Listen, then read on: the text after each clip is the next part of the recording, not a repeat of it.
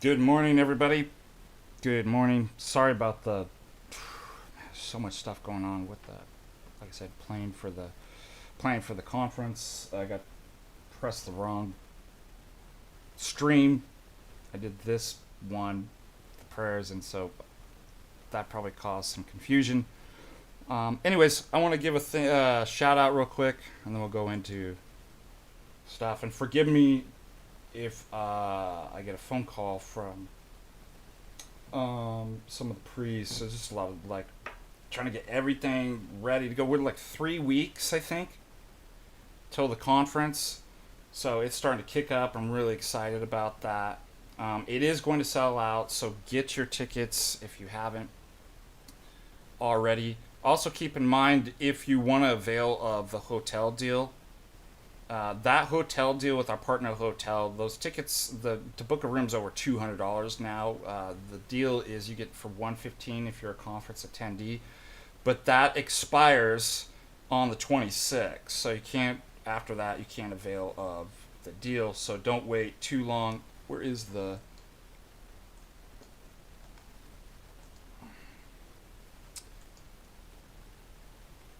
that here? Also, we have our Patristic Faith course still open. We're just started week 3, chapter 3 of the, but we are taking people for that. You can get that there. Let's give a shout out real quick to our supporters. We want to thank Dave the Philippian, our regular contributor, donates $10. Bowie 8338 tips $5. Please pray for my family and my employment. Absolutely. God bless you. May the Lord grant you that. Let's talk about real quick this gentleman here who says what science has proven that, what was the claim again? 50% of prayers don't work. First of all, how would you even know that?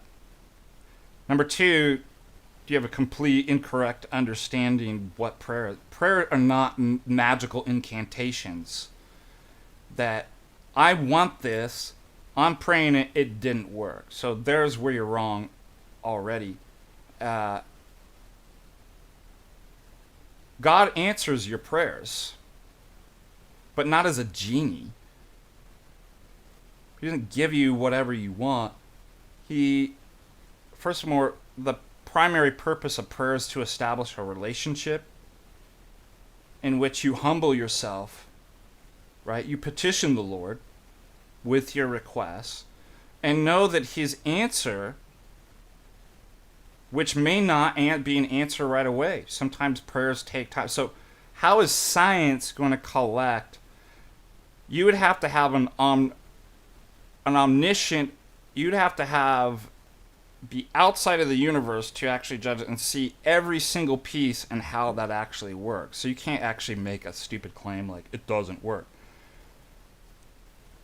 And God might answer you in a way that's not what you want, but what's best. And that's the primary purpose of prayer is, thy will be done, not mine. I take my request to you.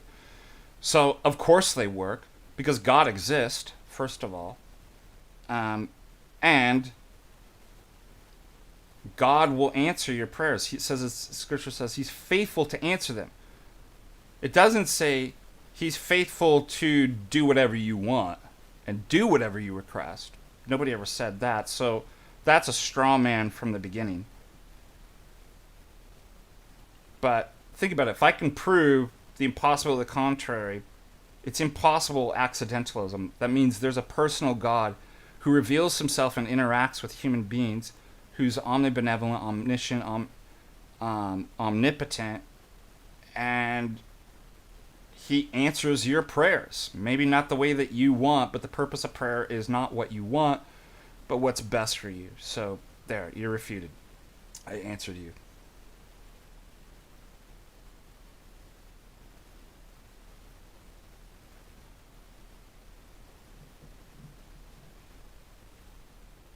No, the transcendental argument is the proof. wants the impossibility of accidentalism. Yes, there's a personal God who reveals, right? Part of that revelation is what's in Scripture. So I can reference. It's like if I prove that my neighbor exists, right? And you're like, well, what did he say to you? And I reference that. I'm not referencing what he says that proves that he exists. I've already proven that my neighbor exists. And I'm giving you evidence of like things that my neighbor said to me.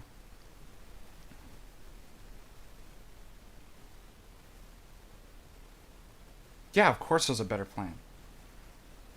God always maximizes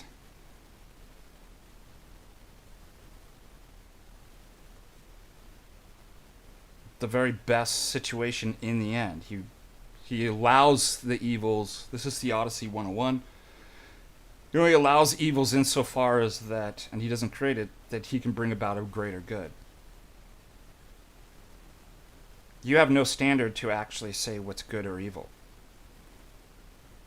Oh, I don't. So all you've done is you've given a psychological description. I don't like what's good, and I call that evil. But you're refuted. You have no justification to say, oh yes you do. Like, accidentalism refutes you. The standard of good is not some arbitrary. Goodness is not what you think is good. Goodness, again, is it maximizes the greatest possible world.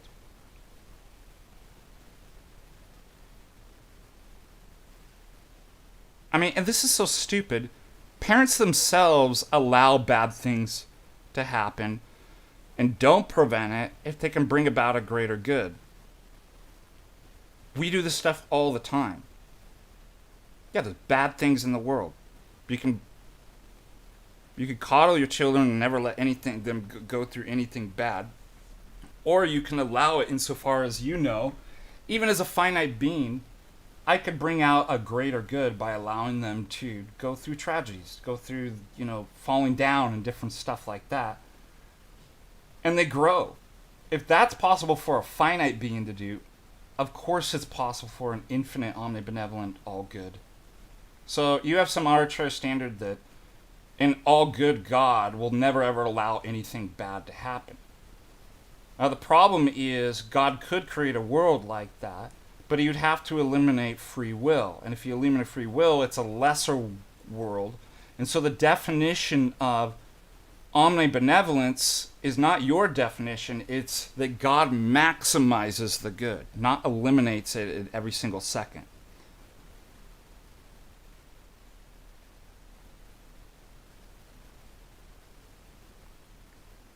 Yeah, it's just totally childish.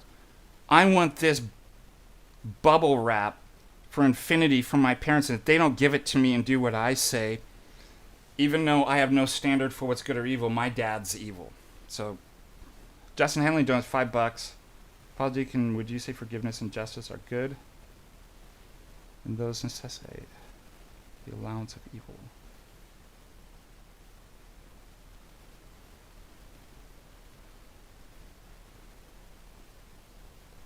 I don't get it. Is forgiveness good? Yeah. And those necessitate.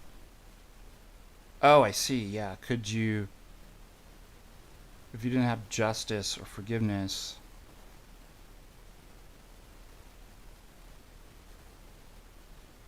well, let's put it this way, the converse.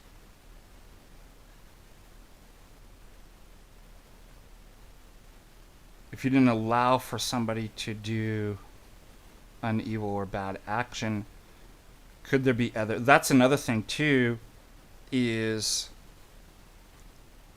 if you made, you were able to construct a world where nothing bad could happen, there'd be a certain level of good, but it eliminates a whole bunch of other virtues. Courage, forgiveness, justice, magnanimity, all these different things would not exist in that world. So it would be, let's say you gave it, oh, it got 100 points. It's a good world. There's no evil that exists. But you've minused out all these wonderful virtues that only exist in the midst of bad and evil things happening. And so you have a lesser world. And because God's omnibenevolent, he always maximizes the good. This is like the Leibnizian argument for the greatest possible worlds is it's a greater world that even exists, that where God allows bad things to happen. And they do happen because he brings a greater good about. He rectifies it all. And a whole host of other virtues where extra points of goodness are in that it far outweighs than making a world where that wouldn't be possible. Contemporary companion, $10. Thank you. Good morning, Father. A buddy at work is interested in work that he wants to raise Roman Catholic. And what's holding him back is the lack of certitude in the afterlife. He can't understand how the one true church, there's another $10, continuing, can't assure salvation. I've tried various analogies. He understands them, but he can't get over the hump and the lack of certainty. I recommended he visit a priest. Any advice? The world doesn't fail, by the way. I just said he fixes everything, and there's far more goods that come out of allowing that to happen. But yeah, like a parent allows a child to fail. Like, why are you having such a hard time? Because a parent can bring out something better. Does a parent or do you allow people to fail at certain times and something better comes about? Yeah. So what?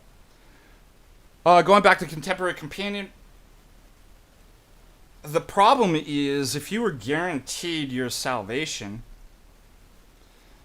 you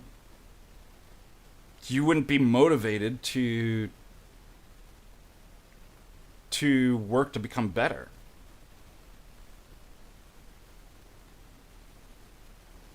So the balance is between knowing I don't have certitude because that's prideful, and if I did, it would eliminate, yet I have hope in God. It's in the midst of not knowing but trusting God that I'll do everything I can, and God's a good God who loves mankind, that allows us to grow. So you have to ask, like, well, what's the purpose of all this stuff? To have epistemic certitude about propositions, or to be healed and to grow? So if God allowed for something that made it impossible to grow and acquire virtues and to work out your salvation, yeah, well, he's not going to say, here, I'm going to let you know a secret, you're in. So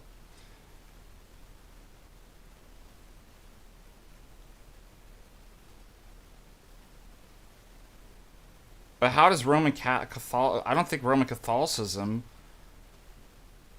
even claims that it guarantees certitude of salvation.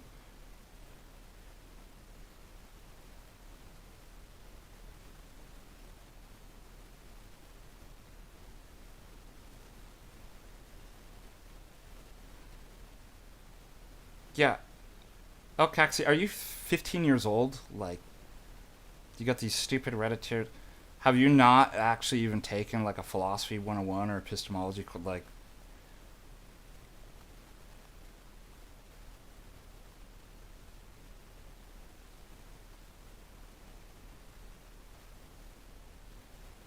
All these problems have been like, these are 101 problems. Like, just maybe you should just read up on the, like, I'm not even saying you have to agree with it, but like, it's obviously you're not even like aware of like basic literature from scholars on this material. Like, you're embarrassing yourself. Like, everybody in the chat can see.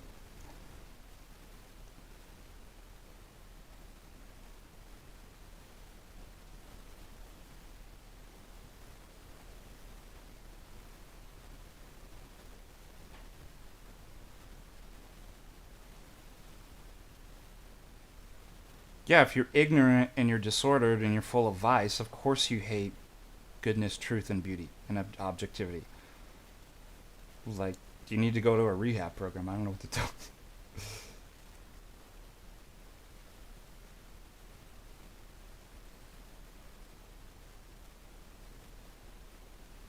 I struggle to be concerned with myself as I do next.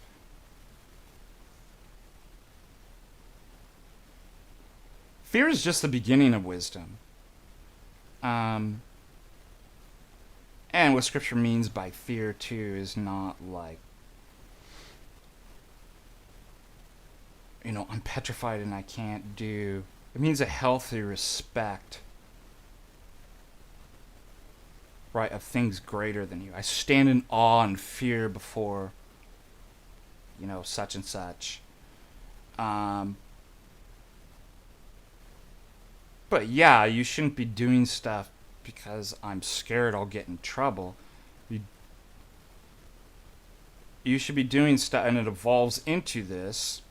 You mature, that you do things because you love God and you love your neighbor. So think about, I always use marriage analogies. So marriage requires kind of works and working and difficulties and stuff like that. Now, my marriage would never evolve and mature if I only did these things because I'm afraid I would lose my wife, or I'm afraid of something. And ultimately, that's not going to motivate me, like as you said. And it's self-centered. I'm afraid that I'm going to...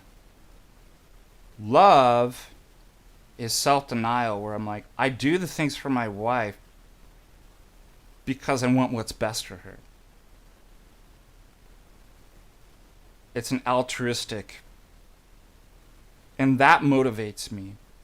So when I do things for the church and other people, I don't want to do, like, as far as myself, it's like, oh man, I've got to get up, I got to do this. But the motivation is, it doesn't matter what my feelings, and me focusing on me doesn't even help me. What benefits me the most is when I deny myself and I put others first. And that's love. It's like, because I love the people, I want what's best for them, I want what's best with my wife. And that when I act in that sense out of love, that's the greatest motivator. And you have to mature into that. So as far as God, we don't do things to win his favor because we're scared. We shouldn't dwell on that. But because you want to do something for the person that you love.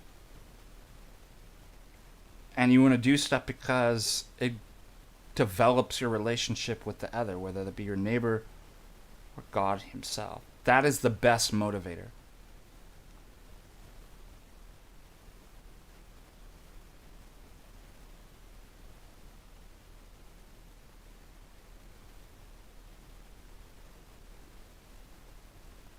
I've refuted Pink and his stupid enlightenment. Again, you're never going to be able to get... Nobody's got out of the transcendental argument for the existence of God and accidentalism. You can't actually even justify... You're making a bunch of epistemic claims. But you can't in a world of accidentalism. So there's no point to even go any further.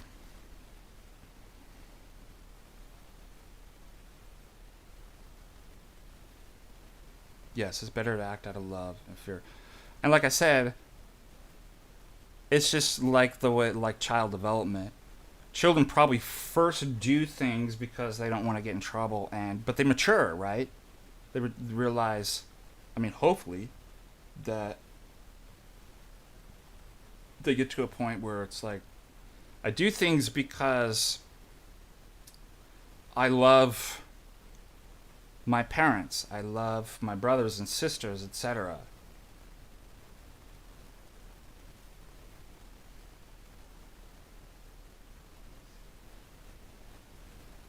Oh, you're in Montana too. Just come and take it slow. You don't have to rush. Like, come visit one of our parishes. Um, and we had a family that was in. Yeah, you want to visit St. Herman's, Father Panayotos. They have a great community. You'll go and experience that and like the love and joy of that community. They're one of the best communities up there. I have a godson who goes there and lots of friends. And, go there, make friends, enjoy their fellowship and stuff like that. And you'll actually see that's the best way to be exposed to Orthodoxy. Oh, cool. Himalayas, God goes there. Yeah, I can't say enough good things about St. Herman's and Kalispell.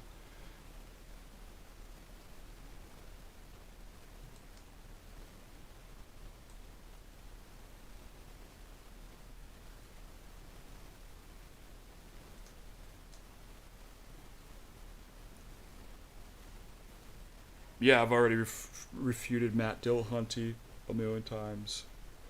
Jay's debated. Yes.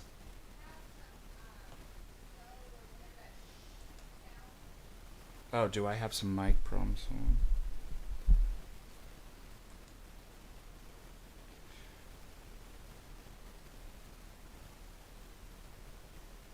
Yeah, imagine thinking Matt Dillahunty actually provides great arguments.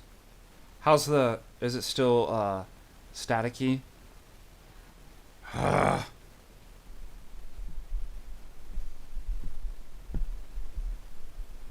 knocked my microphone off the other day.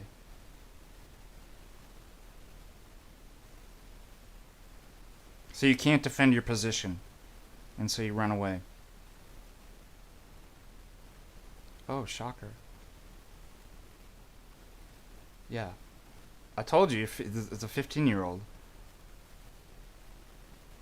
In his mom's basement on Reddit and Matt Dillahunty arguments. Answer accidentalism. Can't do it. Justify that knowledge exists. Can't. All you do is that reference, what am I blanking on, is Professor Pink and Matt Dillahunty.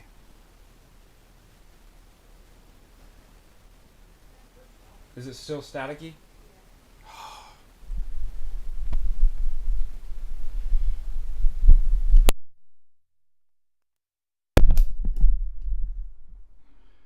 Better?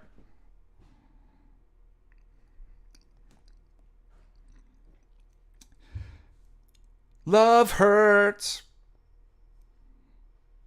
You're not in a position to tell me what love is. I'm not going to use sociopathic, narcissistic, effeminate, emotional tactics. It's not loving. Seen it a million times. You can't answer. Like, what's the? You can't answer. You can't justify that knowledge exists. You can't answer the critiques. You literally just gave a psychological report. I don't like something, and then said it's not loving that I called you out on your nonsense. That's what a spoiled little baby does. I don't like it. Can't answer, can't justify anything.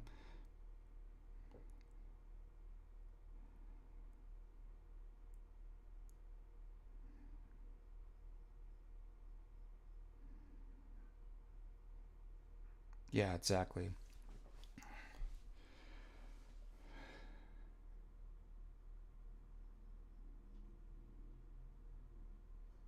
Oh, cool. Mike's good.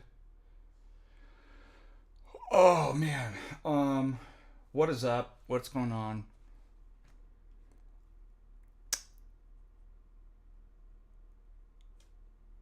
Let me see if we have any more super chats. Let me get my stupid glasses on. Oh, that's so mean to call glasses stupid. I don't. Sorry, Christianity is not an effeminate, emotional, soy religion. As St. John Chrysostom says, it's better that we offend our fellow man than by not offending them we offend God. So when it comes to, if you're offended on truth, and that I called you out on your lack of arguments and justification and your attitude, like, that's a you problem. It's not, we didn't fail you in any sense. Hush tones. No, hold on a second. Donates $4.99. Thank you so much. What is the relation between predestination, petition, and prayer? So notice the word's not predetermined, but predestined. So you have a destiny, correct? There's an obvious end that you choose. God knows that. But there's nothing in knowledge itself that determines action. In fact, it's the vice versa. Action determines, and what you do, the destiny you choose, determines God's knowledge. Now we say predetermined because we're in temporal categories. The reason why God knows is not he has a piece of information and therefore it determines you.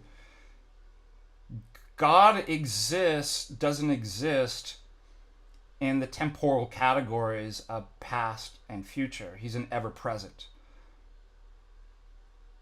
So he sees what you would call your destiny and future that you choose and your actions. He's relating to you in a simultaneity of time. He just stands. It's like standing at the highest building and looking at all the things on the ground that you couldn't see from your limited perspective that you would call the future or the past. But God just sees that all at once, and it's really you. So you're in a sense determining his knowledge. He allows that because he's existing with you. So of course you have a predestiny. God has always known you because he exists with you, both outside transcending time and with you in time in simultaneity like that. And so God hears our prayers. Like, we are working with him, and he answers them in a way that's best for us while still respecting human free will, and can still bring about the best. So yeah, you have a destiny, and it's a predestined because from your limited perspective, you may not know, you can't see all the things and where you're going. You choose them, but God sees it in an ever-present now. So he sees, and it's actually you doing that. Does that make sense? $2 from Anonymous. I'm going to Buc-ee's. Wow. Yeah.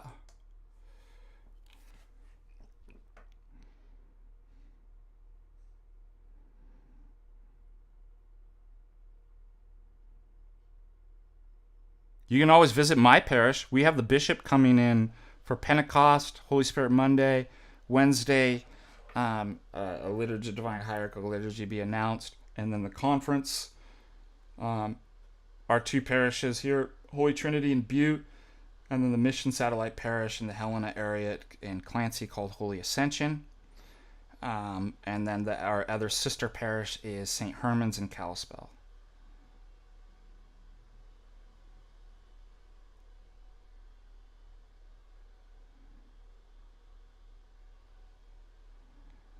Interesting.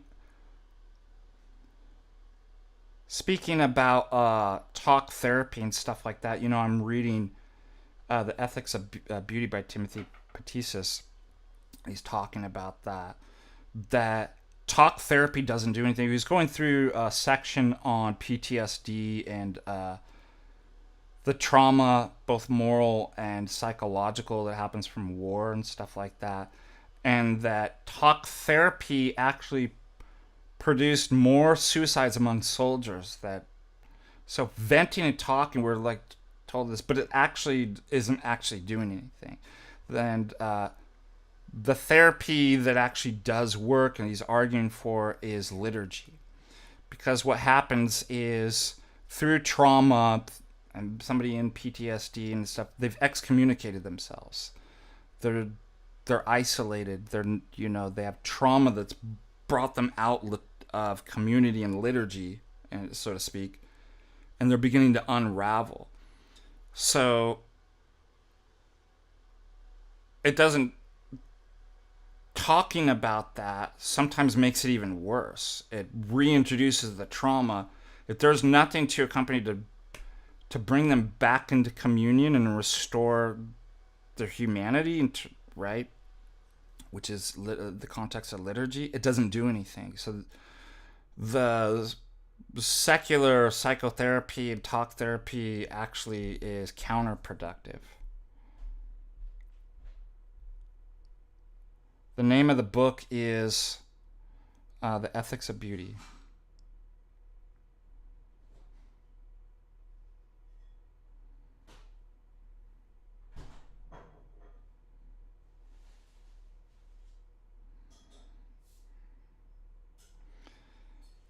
Well, I mean, if you're going to you can learn.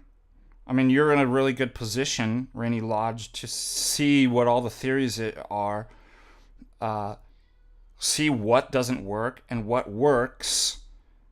And what works is usually what's orthodox. So, even secularists, like whether it's philosophy or psychology, sometimes get stuff right that's, reflective of orthodox therapia. I remember Abbas Emiliani said that secular therapy doesn't work, and the only times where it does work is where the therapist really becomes someone who can suffer for the other person, right? They actually become true friend. And then there's this unfortunate notion, then you're paying for it. You're paying for a kind of friendship. But that's the only time that she said that it seems to work is when somebody empathetically takes on a suffering force. So they're not just listening to you. They can suffer for you the way a friend does. They become true friend. And what's problematic about that in secular is like you should never have to pray for true friendship. So what the Orthodox Church offers is true friendship and communion within liturgy. We're not charging people to go into the church and receive that.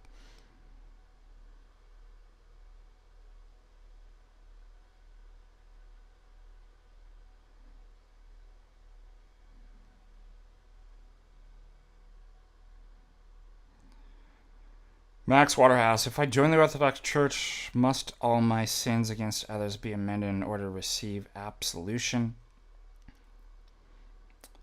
I watched Father Moses' video on this and saw a lot of disagreement from that. Okay, so first of all,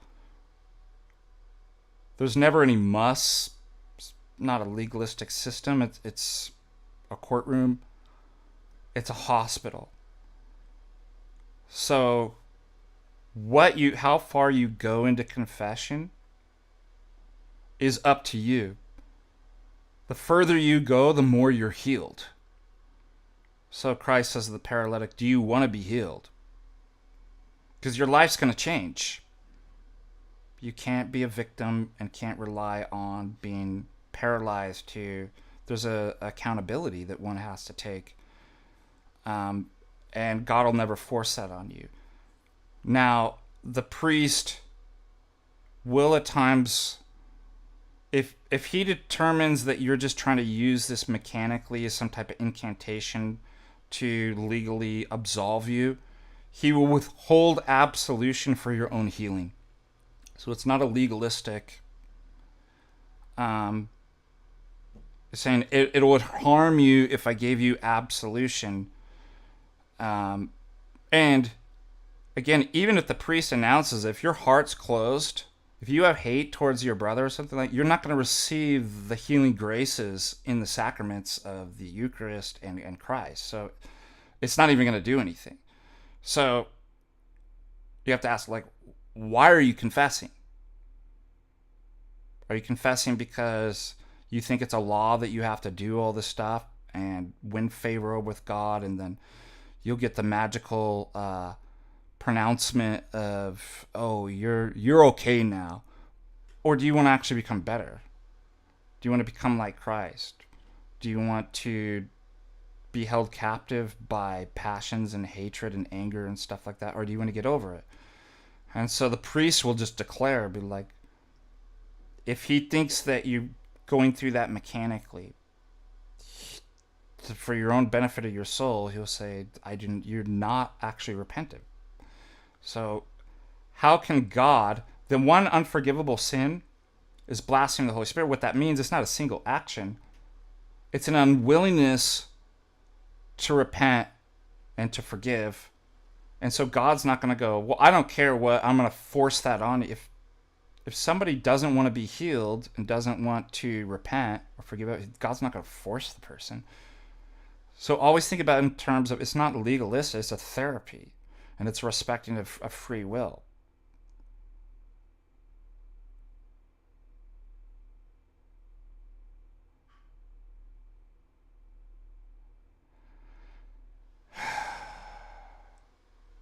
Yes. I would say I would recommend Metropolitan Heratheos therapy, psychotherapy, therapy of spiritual illness by Larcher is a great one. Yeah, I can't recommend those enough. Those are great. And was it Rainy Lodge that's in going into psychology? Like, you're in a great place to introduce into your studies and the field um, the riches and beauties that orthodoxy has to offer on therapy. And if you come to the conference, this is exactly what we're discussing.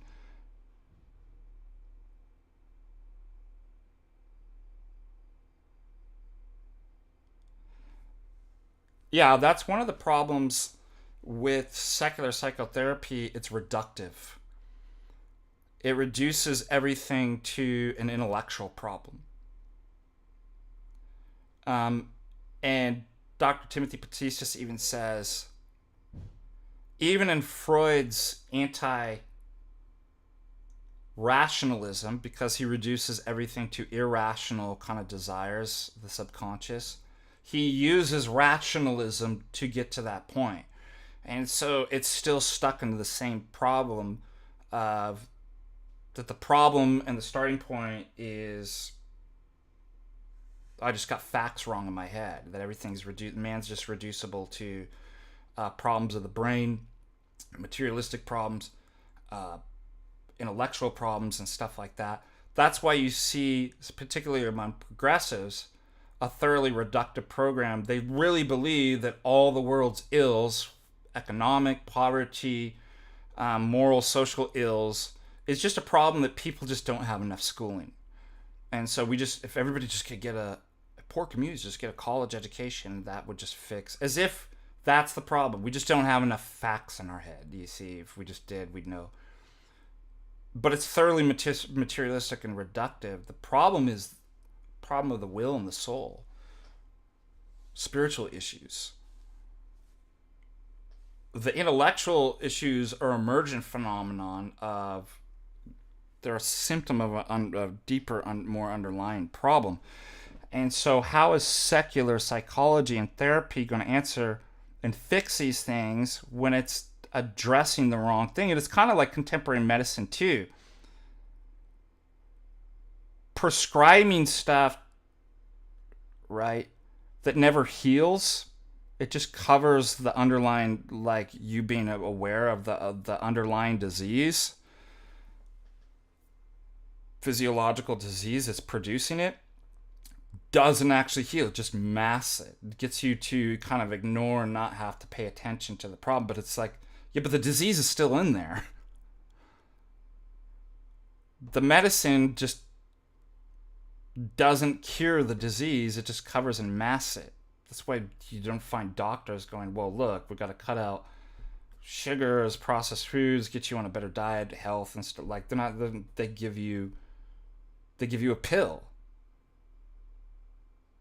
Because again, it comes from those fundamental premises and presuppositions of man can be reduced to rational problems and physiological material problems.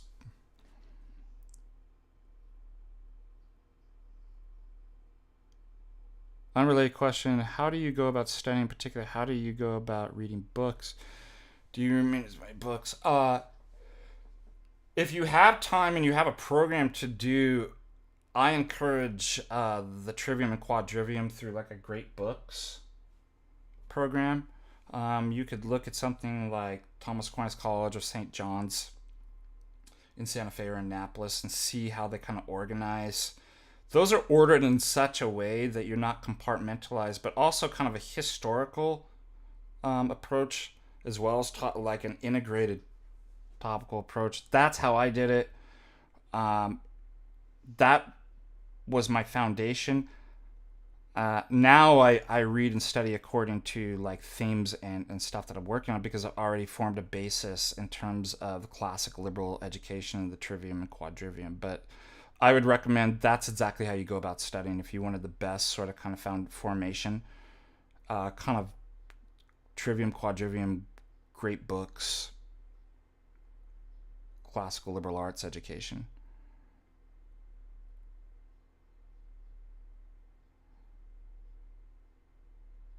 Treats the symptoms rather than the cause, exactly.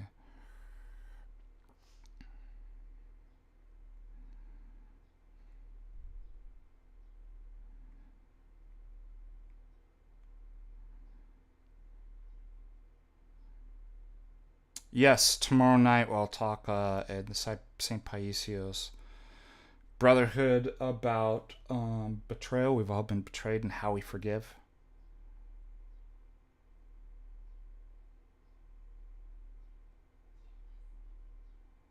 Simple defeater for foundationalism is circularity, which, interesting enough, attempts to avoid the position of circularity. There's several different kind of arguments that, in other words,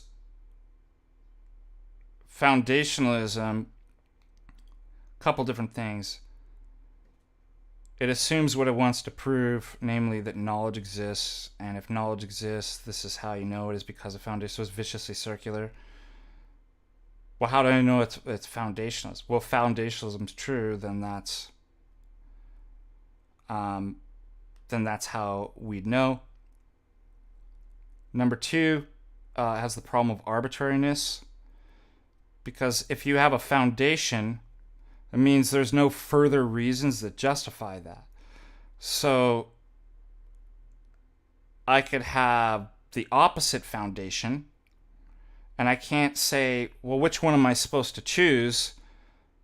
Because there are no further justifications that I should choose a foundation versus not a foundation. So you have a problem of arbitrariness, problem of vicious circularity, and number three, the problem of it presupposes that knowledge exists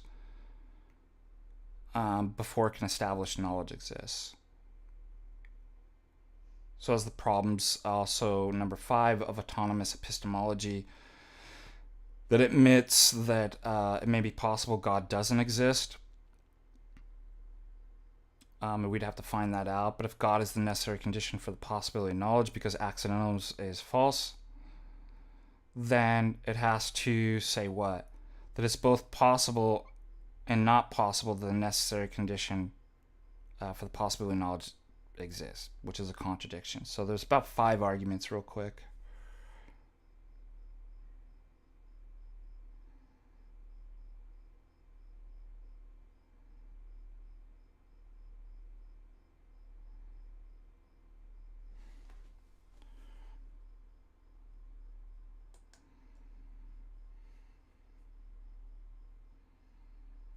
Woo! $30. Jatwan, can you go over how catechism process goes? I've been trying to get over the hump, lone wolf in the wilderness, and find a parish. I'm in Central Texas and try to move myself to go to churches that are 1 to 2 hours, but I'm a flawed man. What I would do, if you're in a difficult position to get to a parish regularly, you can still contact the priest, tell them your situation.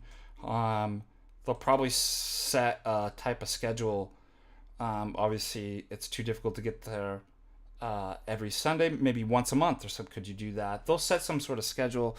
As far as catechesis, you could reach out to them and say, Father Deacon Ananias does a catechesis program every Friday night, unless there's another conflicting event. and get the blessing from the priest, could I use that as my supplementary catechesis to whatever you're doing? That often is the case. I've had priests do that, and even the Antiochian House of Studies has in their syllabus, their program, my catechesis listed, so you could bring that up. That's probably the best way.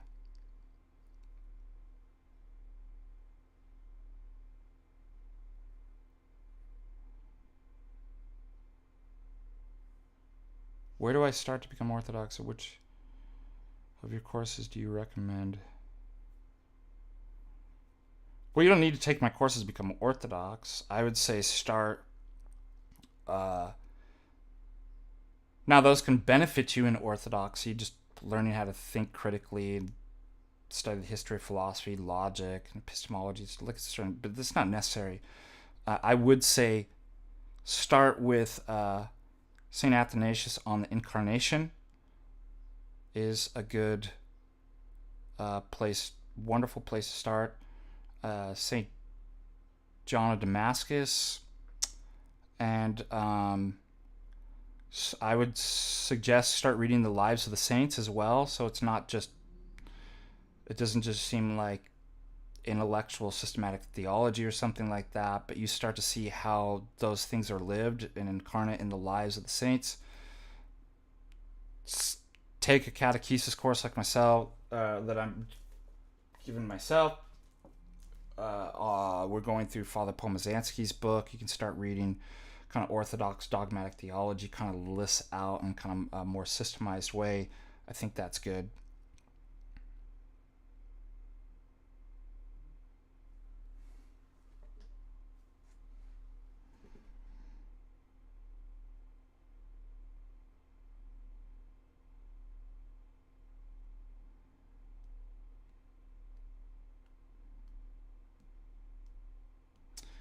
Unlisted load. In Jay's debate with Natsuyoda, Jay mentions that Agrippa trilemma doesn't apply to him, and it's more a foundationalist problem. I think Jay was identified. It's not just a foundationalist problem. It's a problem for coherentists as well. Foundationalism and coherentism are actually listed in that problem. So there's three basic views that Agrippa's trilemma is criticizing: foundationalism, coherentism, and infinitism. So it's not just foundation. What Jay was pointing out is that she was a foundationalist. She had foundationalist presuppositions. But Agrippa's trilemma is not actually directed simply at foundationalists. So the reason why it's not a problem for us is, again, this is a question about how do I justify that knowledge exists within the sphere of my own reasoning, apart from divine revelation or autonomous, or apart from theonomous epistemology.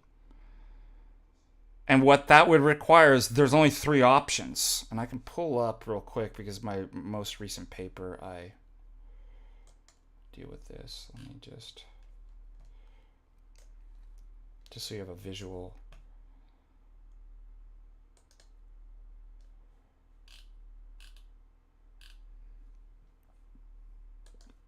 Patristic Faith.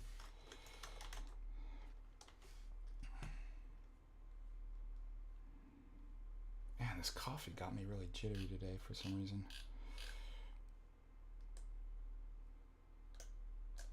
All right, ready?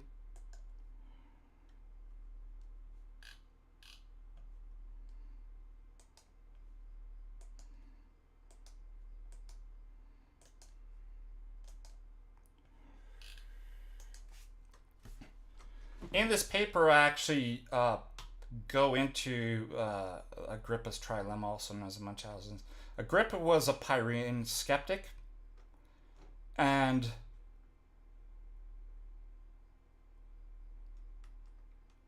it's important to point out, as Luciano Florididi points out, that his and he has an article dealing with Agrippa's trilemma, and I think it's interesting because he's saying he's not trying to get you into radical skepticism and say that knowledge doesn't exist, but the problem is, how do we justify that it exists? So that's why I said critiques are not to undermine the validity of knowledge or suggest knowledge of the first order does not exist.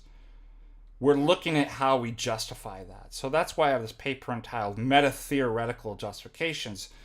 And Agrippa and, the history of just skepticism itself has pointed this problem out. And it reduces to, well, as far as having an epistemology that would justify that, or these kind of meta-theoretic positions, to justify that knowledge exists, you have three ways that you could go.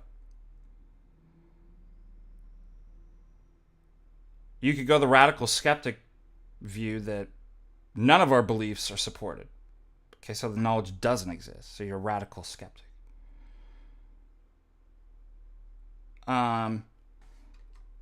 Or you say this. Number one could be directed at foundationalism. What supports the foundational belief, of which all the other beliefs, such that that belief is basic and doesn't require any further justification? Is that belief justified?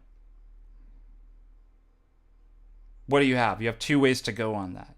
You say no, because it's a foundational belief, and by definition there is no justification. Okay, then that belief's unsupported. Or you say, oh, it's self-evident.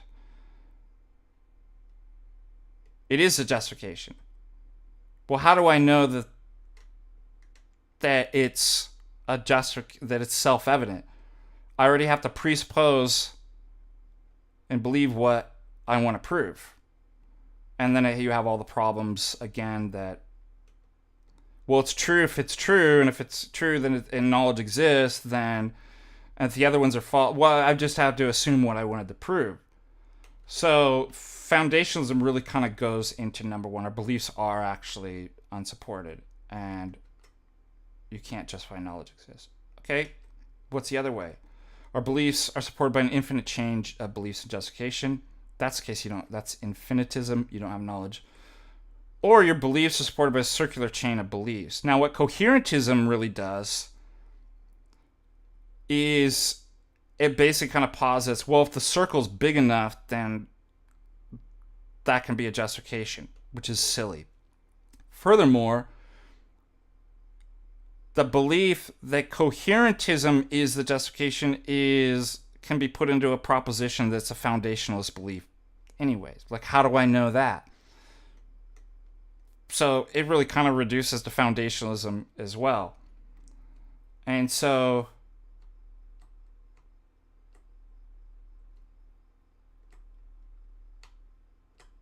I want to point out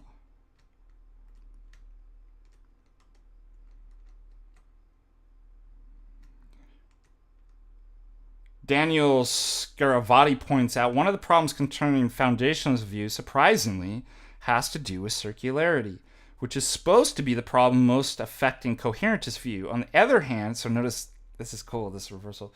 The coherentist view seems quite open to the charge of dogmatic adherence to initial set of beliefs, a problem more easily associated with foundationalism. So it's a nice way of saying what I said. Foundationalism was posited to get out of the problem of circularity, and actually it ends up being viciously circular. And then coherentism is posited to get out of foundationalism, but ends up reducing to foundationalism. So that's what the Agrippa trilemma is about. So what that basically shows is, in terms of autonomously creating or subscribing to one of three of those theories, or the only available theories that listed in Agrippa's trilemma, I can't actually do it. So I either resort to radical Pyrrhenian skepticism and be like, there is no knowledge, which is a knowledge claim, so I can't even say that, and then you end up just being completely silent. Or you hand over the epistemic problem to one who is in a position to know, who has epistemic standing, who is not limited by this. God doesn't have to use foundationalism, coherentism, or infinitism to justify knowledge. He transcends those categories, and he's in a position to know because he knows what he creates. And he's in a position to reveal. So the only way out of it is to deny that it's possible to do this from a finite position apart from one who is in a position, to break in and actually say, I am who am. I'm in the position to know. That's why these things don't apply. Agrippa's trilemma doesn't apply to us, because it's a radically different project. We're not trying to use autonomous systems and within the space of our own space of reason, sphere of reason, trying to justify these things. We hand it over, but like, it can't be done. So it's a radically different mode. It's not playing the same game as... And you can't critique and be like, well, that's not legitimate, because then you'd have to assume the exact same thing that is in question. You're back to Agrippa's trilemma. Does that make sense? Contemporary companion, another 10 bucks. What's the best way to get my teen daughter to come with me and my son to church? She shows no interest in going. Should I force her? If I do, no, don't force. If there's events, try to make it easier. Be like, hey, do you want to, there's potential people you could date. There's going to be wonderful food there, or something like that. And just, keep inviting, pray, and don't be forceful.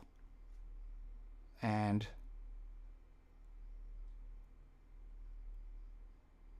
just show the joys of your life and how the church is benefiting, and have the invitation always open. Be like, I think you'd really enjoy it. There's some really, again, community it's all about community. When they get plugged in, be like, these are really good people. Like, just, and nobody's forcing me like, you have to sign up and sign on the dotted line or something. Like, you're free, but come and enjoy, come taste and see, come see fellowship and stuff like that. I think that's a great way to introduce somebody.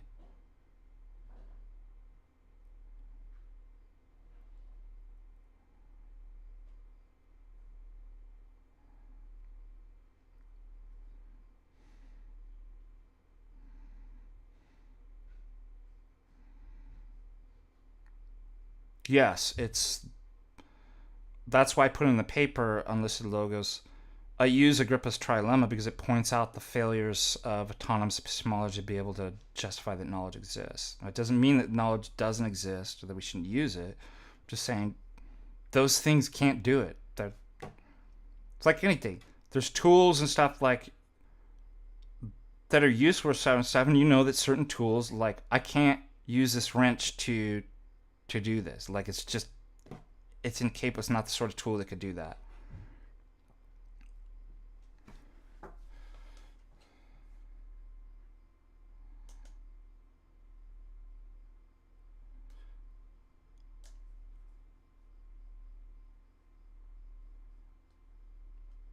Thank you, guys.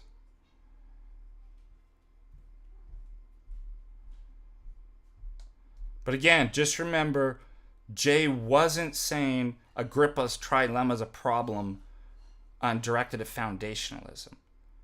He was saying she's a foundationalist. She has a foundationalist. Agrippa's trilemma is directed at all three forms: foundationalism, coherentism, and infinitism. So it's not simply a problem for foundationalists. It's a problem for any autonomous epistemology. Because it makes it seem like, we're just anti-foundationalists.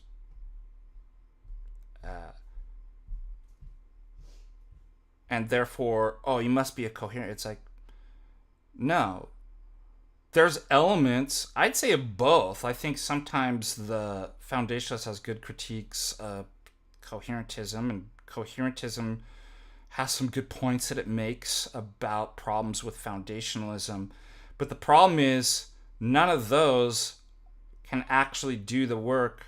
Just because you find out that each one is pointing out problems doesn't mean, well, you have to choose one to do the work of meta-theoretical validation that knowledge, first of all, of itself, that it's a system that can actually solve the problem of justifying that knowledge exists. So everybody thinks that, like, we're just anti-foundation. It's like, no, we're anti-coherentists as well. And notice, desiring to have coherence in a theory doesn't make you a coherentist. Any more that we say that God is our foundation makes us foundationalists. Does that make sense? And Jay says, we subscribe to something that could be called epistemic holism, right? That all of those parts kind of go together, right? Like in terms of our theology and stuff, you can't pull one out because we're a kathoholos. That's what the Catholic Church means, according to the whole. So there's elements, but you can't reduce these and be like, oh, well, which system does Orthodoxy subscribe to? It doesn't, because it transcends all the systems. You're still stuck in autonomous thinking. There's elements of, you want coherence in your theory, but we also have a foundation. It's God who reveals himself. That doesn't make us coherentists or foundationalists. Theology operates in revelation within a holism. Does that make us Orthodoxy subscribe to epistemic holism? No, like it just, there are elements that are true that, but it can't be reduced to any system. We had a call in yesterday, like, is Orthodox compatibilist or libertarian free will? It's like, you got to quit trying to reduce it to these systems. It transcends those systems. I'd certainly say, like, no, compatibilism's definitely out. And libertarian free will is probably closer, but it has a lot of other baggage in there that you can't. It's like presuppositionalism itself. Yeah, there's a way that we can say we're presuppositionalists. But the problem is that word and term presupposition is championed by and pushed by Reformed thing, and it comes with a bunch of baggage, right? So it's like, it's best to try not to reduce it and be like, well, which system that it's above the systems. And if it's above, you can be like, there's elements that even Reformed people, when they have presuppositions, they're correct about. But their system as a whole is broken. And they have a bunch of other beliefs and garbage and baggage that's in there that you shouldn't actually believe in. So when we identify the orthodoxy with any of these systems, it's not helpful in learning what orthodoxy is, because you go, well, it's just like them, you see. Or other errors get in because, well, they believe this. Do you believe that? That's the problem with all of this. So it's best not to say that.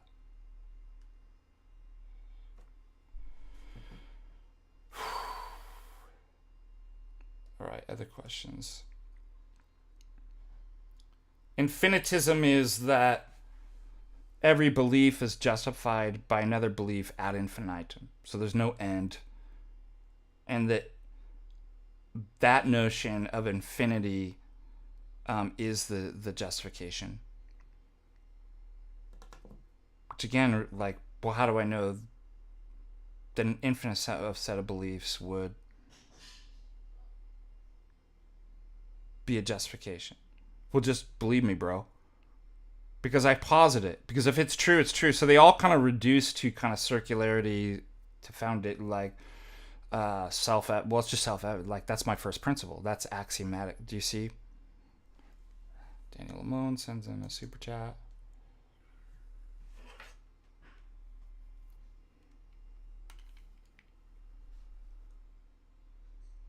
$10. I know it's off topic, but you look like my priest. Huh, Father Andrew. Well, Zig. Christ the Savior and spoken. Well, isn't it nice when priests look like other priests? Thank you. I take that as a compliment. Lazarus donates for $3. What is the real philosophical history of the New Age? Perception is reality, co-creation, a collective consciousness. I think Dr. David Patrick Harry did his thesis on this. The New Age is rooted in older kind of ideas of mystery religions, pantheism, things like this. So if you think about and the divine feminine and stuff like this, if God is not transcendent, he doesn't stand over and above his creation, but is collapsed into creation, pantheism, God is everywhere, and then you can see that God consciousness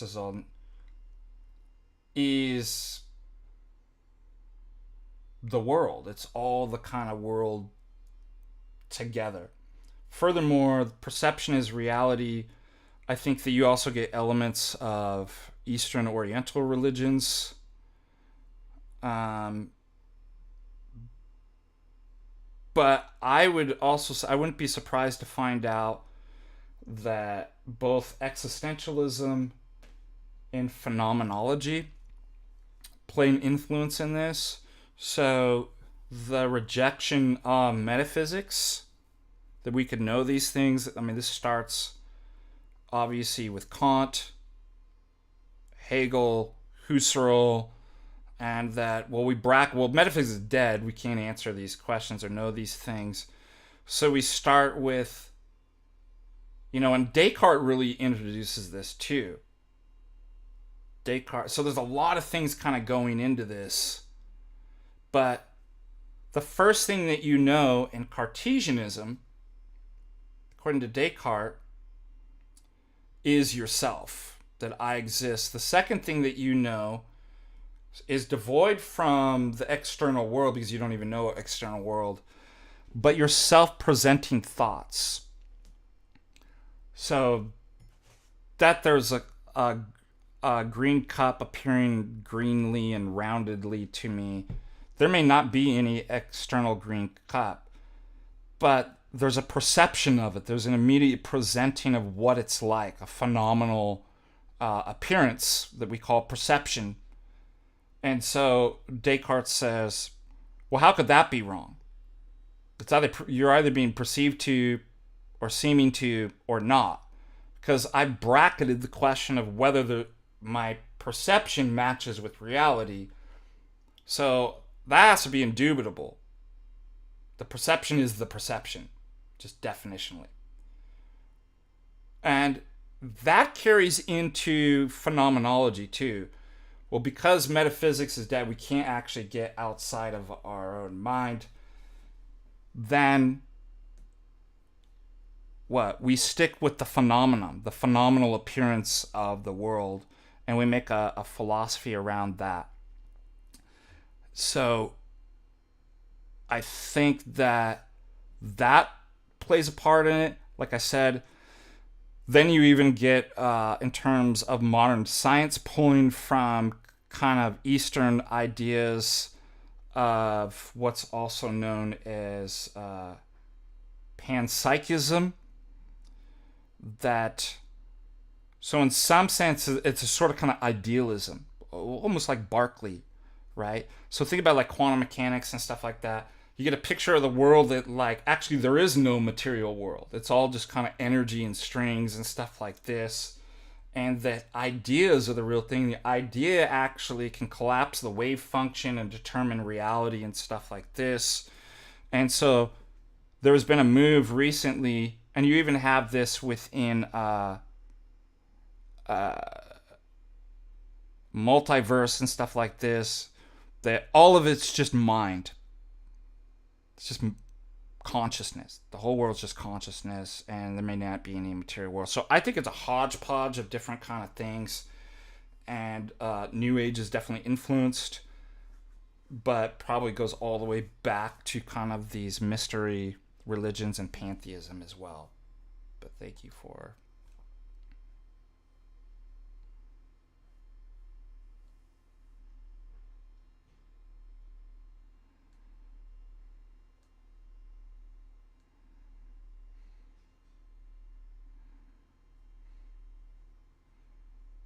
Is there a specific book that refutes non-denominational no?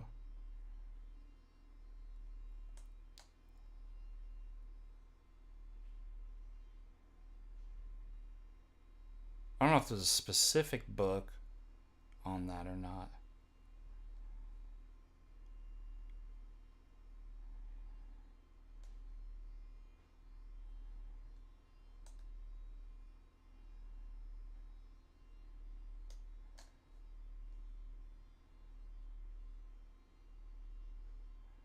Orthodoxy is a type of panentheism, not pantheism.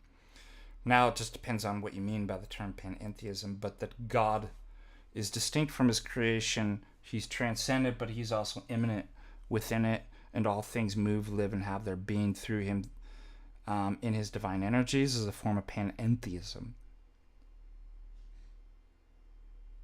Yes, the burning bush is that there's an iconography where it has the Theotokos in the burning bush itself is a foreshadowing of the Theotokos, absolutely.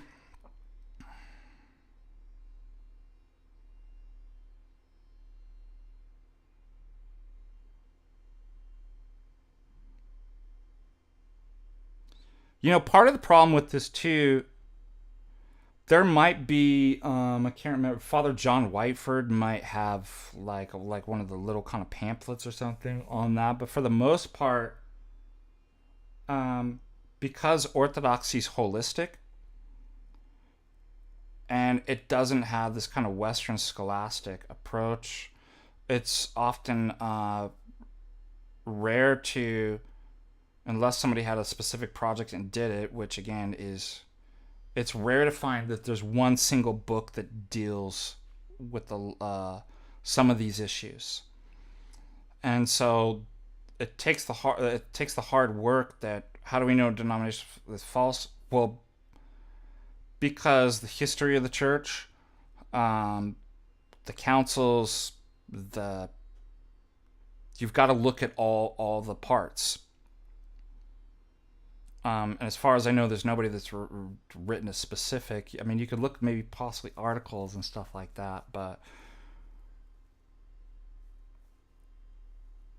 that's why when people ask, well, how do I know the Orthodox Church is true? It's like, well, there's not gonna be an easy answer there. You're gonna have to, you can start eliminate possibility. Well, these are definitely out, and then at some point, you're gonna have to rely on your faculties and research skills of looking at history and the arguments. Like, there's no easy way. I can't give you a single book that's going to do it for you.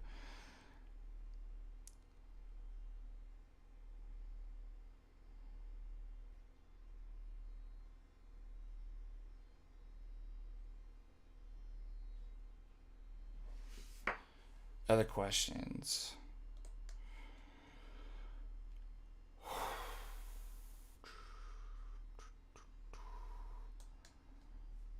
What happened to that guy? That guy was kind of salty that came in, the Reddit tier 15-year-old atheist.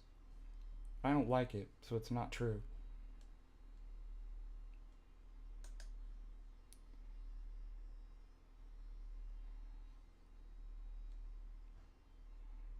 A bunch of comments on the thank you.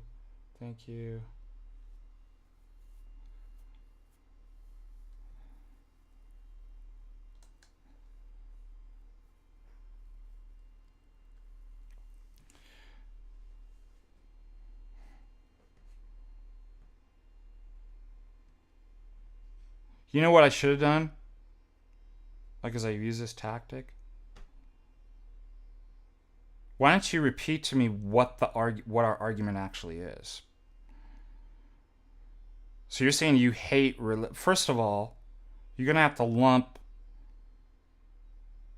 So orthodoxy is just more of the same. I'd like to But yeah, I have a problem with false religions too. Like, but that doesn't mean because there's nothing wrong with the term religion itself, right? It's just, is it done correctly? So for somebody to, it's a hasty generalization. Well, anything that has the word on that that could be considered, it has to be wrong too because everything else is wrong.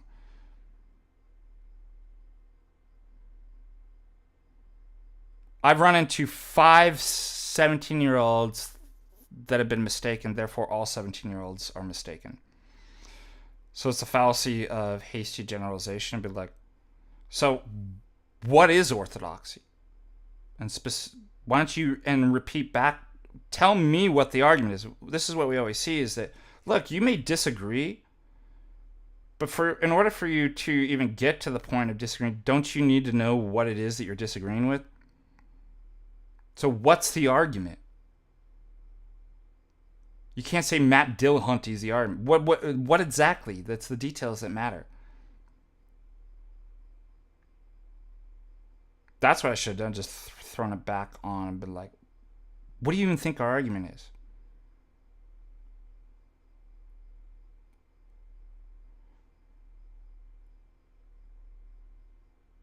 And yeah, if you're incorrigible and you're being purposely obtuse and dumb and unwilling to address arguments, I'm going to call it out.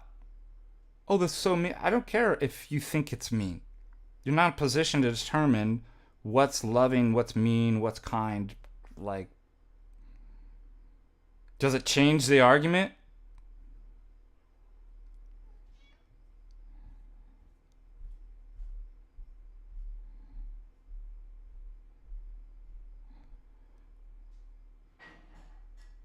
That's an interesting question. I don't know if... Because angels are messengers, it's the Holy Spirit that is our conscience. Now, how our guardian angel works to inform, like, hey, like, yeah, I'm sure that he's being a messenger to do that in some sense.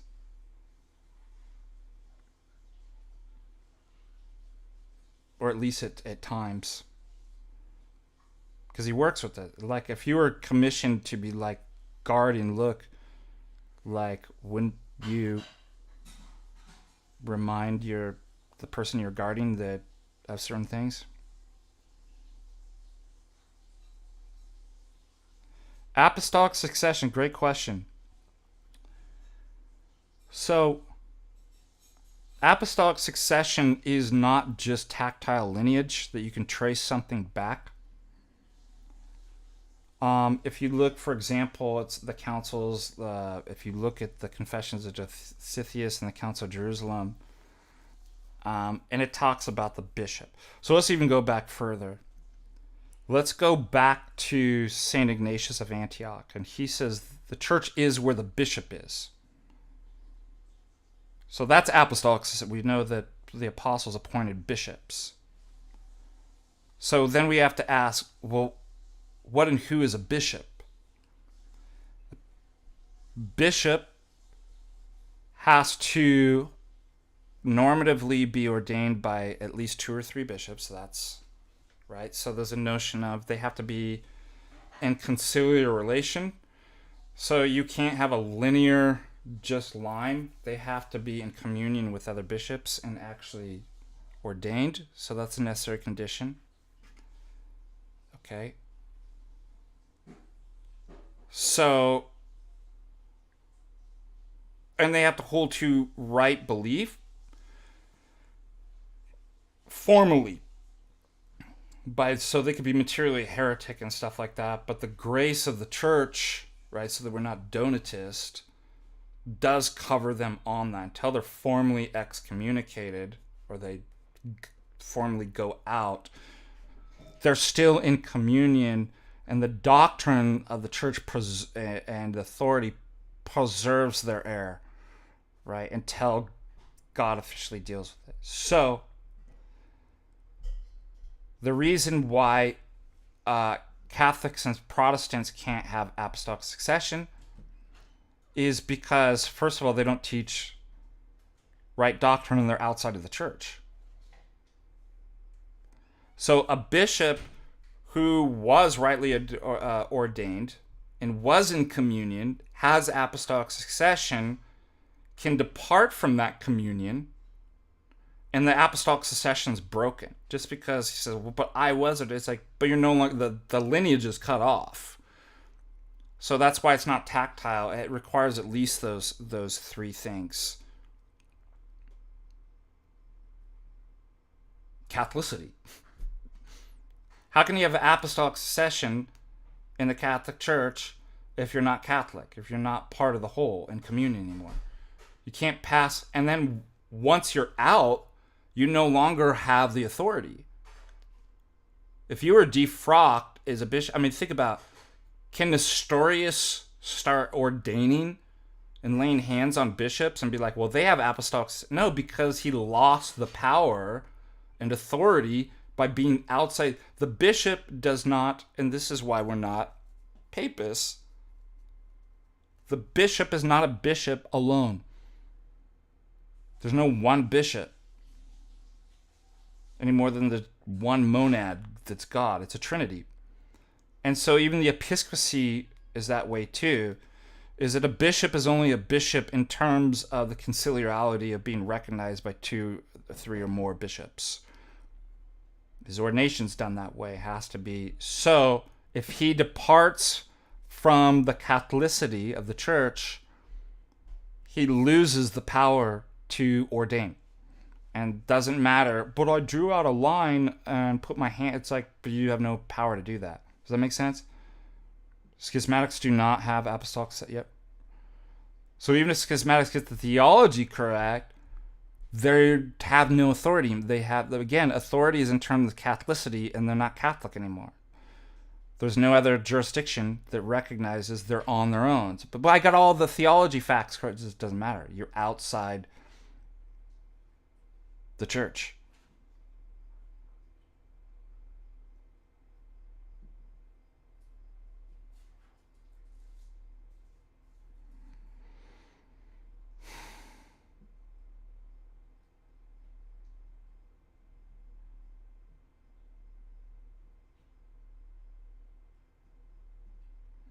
Good words of predestined. Thank you. I'm no expert. Donates $2.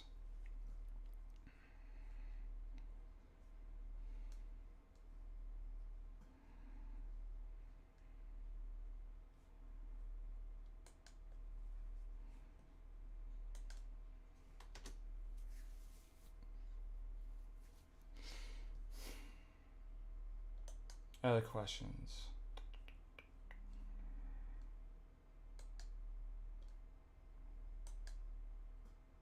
Whoa, got 2 more tickets from Costa Mesa, California. Awesome. I was baptized in Costa Mesa, California. I won't.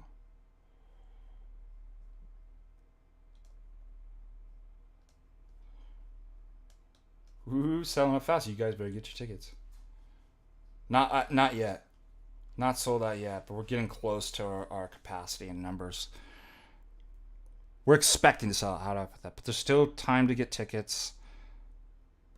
And the hotel deal expires on the 26th. So even if you could possibly get tickets after May 26th, but you wouldn't be able to avail of the hotel deal. Yeah, it's so amazing. The people we meet, the things that happen, just glory to God.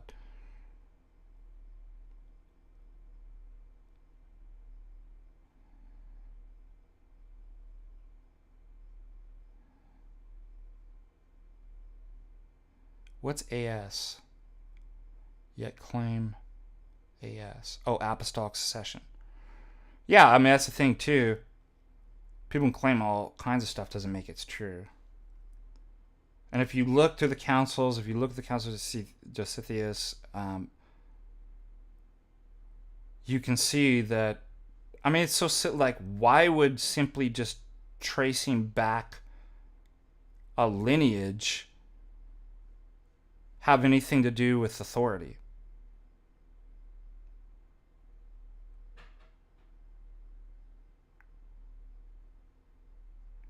I mean, if I trace my lineage back to, I think we didn't we find out we're related to Saint Vladimir? What if I was related to an emperor? I could trace my lineage back somehow through. Does that mean that I have the authority? I'm part of the royal family, you see. I have the authority to dictate law to you.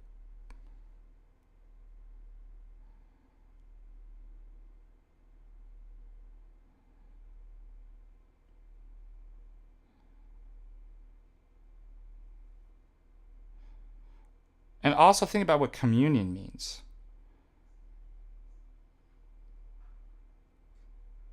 It's marriage. It's holding all things in common. How can you be in communion and not communion at the same time? How can you be married to multiple brides and then just chalk it up and be like, well, it's just politics? We're all in the same marriage, you see. We're married to everybody. Then there is no marriage. And it's radically individualistic. I get to pick and choose, which is actually what does heresy mean? Choice. I choose what I want. I want my cake and eat it too. I want to be in communion with you, and I don't want to be. So just definitionally, it's self-refuting. It's like, but you don't. You're not in communion. You're not married to the same bride, and you don't even believe and hold the same views. So how can you say, yeah, but we're the same? But we're not. Like, it's just totally contradictory.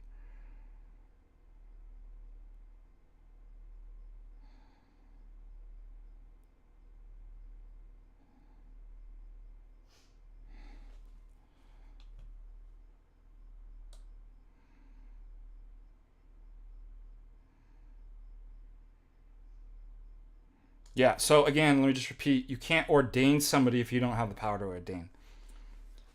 You lose the power once you're excommunicated and leave the church. Doesn't matter what your history. I was once ordained. It's like you're no longer like.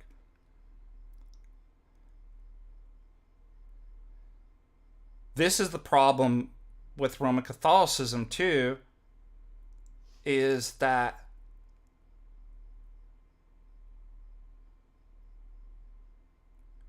they believe, so you could become an ordained Roman Catholic priest, leave the Roman Catholic Church and become a Satanist, and still have the power to confect the Eucharist, and like, this is crazy, and ordain, and like, it just, then nothing's nothing. Nothing means anything anymore. If anybody could just depart and do whatever they want, and it has the authority, then there is no authority. Does that make sense?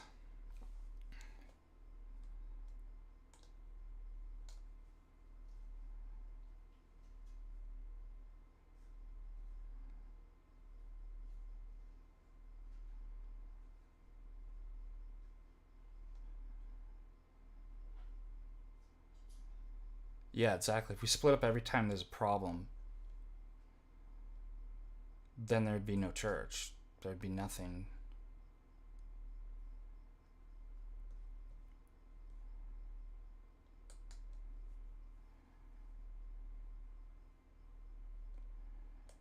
Okay.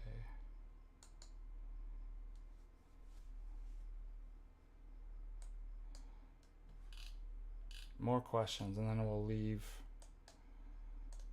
And I got so much work to do today. My adrenaline, I was telling the fathers and Mike, and then we had a meeting,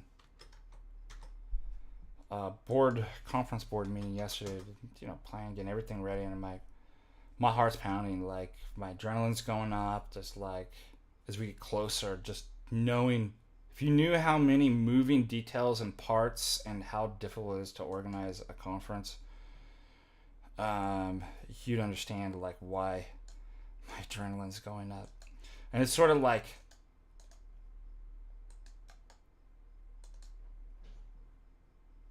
you were going into, and I gotta tell myself, like, pony up, man up, run headlong into the job has to get done.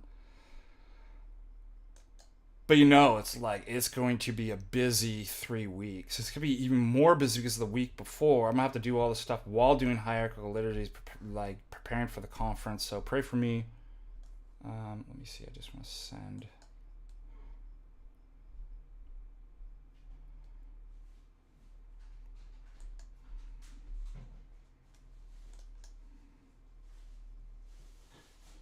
This real quick. And.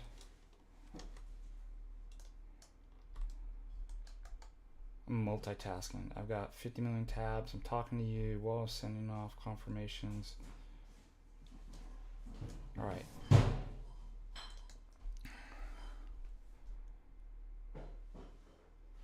Yeah, Rock and Sand's a good one. Wow, congratulations, subdeacon, to the being ordained to the diaconate.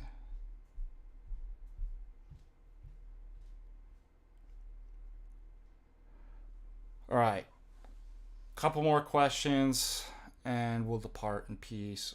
Again, apologize for what a weird thing. I hit because I have 2 YouTube things up. Was the Patristic Faith Q&A and discussion, and then the morning prayers, and I clicked the morning prayers, and did I click both of the same? Something happened really weird. I was in this giving morning prayers when I should have been in the other one. People are like all confused.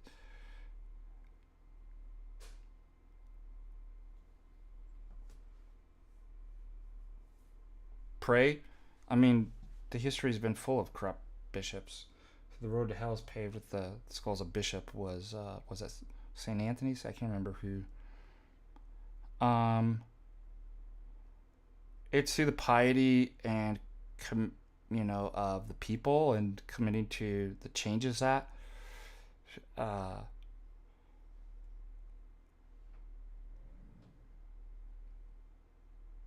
and God's in control.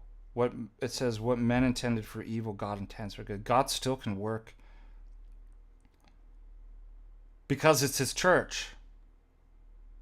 It's a human divine institution, and the human element of corruption is in there, and God can work through that. But he established the best sort of system to be able to deal with those things in terms of checks and balances, autocephaly, synodality, and stuff like that. And it gets worked out. Like, there's times where it's like, it might have looked from a secular point of view like the church is gone. Like, there's nothing. What happens? It triumphs. It rises above. Those things are fixed. Maybe not on your time the way you want it, but on God's time. And so it is the church until they're excommunicated, or like, it's the structure.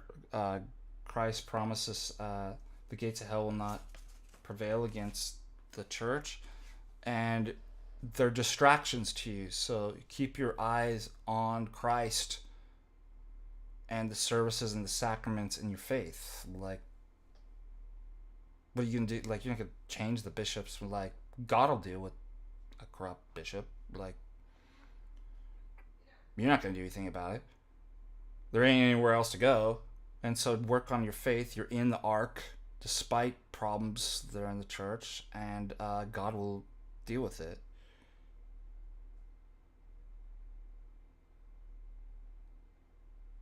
No, pets, the command to be fruitful and multiply does not apply to animals.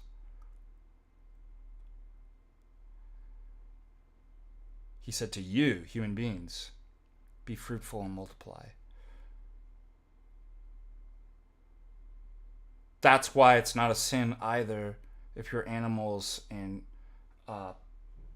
pain to put the animal down. It would be to a human being. We're essentially different.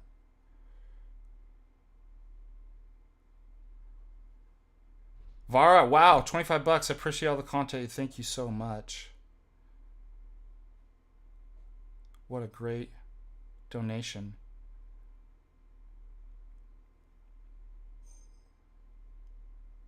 So, one of the reasons why animals are not made in the image of God, they're not meant for theosis. and eternal. Now, will God reestablish your pets and stuff? Maybe. Like, there's arguments that God did give us animals not just for works, but for companions, and maybe they even teach us, you know, in different ways, truths about God in those kinds of relationships. But they're incapable of acquiring virtues. They're not rational. They don't have free will in the sense they can rise above instincts. They're not persons. And so the reason why we can't do euthanasia is because we're commanded to trust God and not make judgments about what's good or bad, and not run from our crosses, primarily for the purpose to see God lift us from there and acquire virtues. As I can't remember who said it, Christ taught us not so much how to live, but how to die. Right? To go into how to suffer, how to take up your cross and follow. Why? So that you can become like God. So that's why we do not take our own lives in our hands, because it's a rejection of God's purpose to redeem all suffering and acquire virtue and theosis. Animals don't have that. I'm not meaning that they can't acquire virtues and stuff like that. And so we can, in the right situations, make a decision to be like, we have to put our animal or pet down. Or sterilize them. It's not,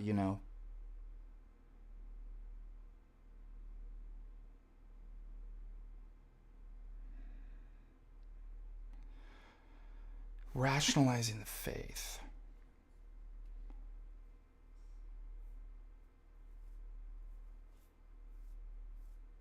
Well, it depends on what you mean. Like, I have a real problem with trying to reduce it to philosophical systems and explain everything away. I have no problem using philosophy and reason and rationality to explain things about our faith. That's the and therefore I reject fideism, that debate rationality doesn't have a place in.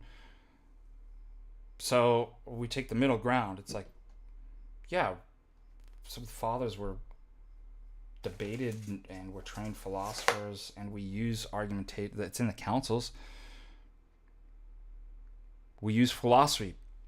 What we don't do, so we're not fideist, and then on the extreme, what we don't do is we don't reduce things to entire faith, to explaining everything away in terms of secular philosophical systems. So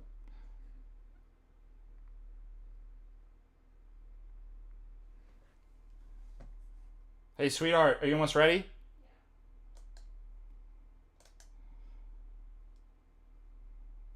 All right. Any other questions before we leave?